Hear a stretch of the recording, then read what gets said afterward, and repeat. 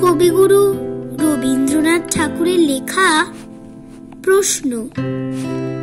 মাগো, আমায় ছুটি দিতে বল, সকাল থেকে পড়েছি যে মেলা, এখন আমি তোমার ঘরে বসে করব শুধু পড়া পড়া খেলা।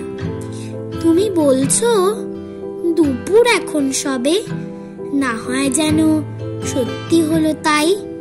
একদিনও কি দুপুর বেলা হলে বিকেল হলো মনে করতে নাই? আমি তো বেশ ভাবতে পারি মনে, সূর্য ডুবে গেছে মাঠের শেষে, বাগদি বুড়ি চুবড়ি ভরে নিয়ে শাক তুলছে পুকুর ধারে এসে। আধার হলো মাদার গাছের তলা, কালি হয়ে এলো দিঘির জল। হাটের থেকে সবাই এলো ফিরে, মাঠের থেকে এলো চাষির দল।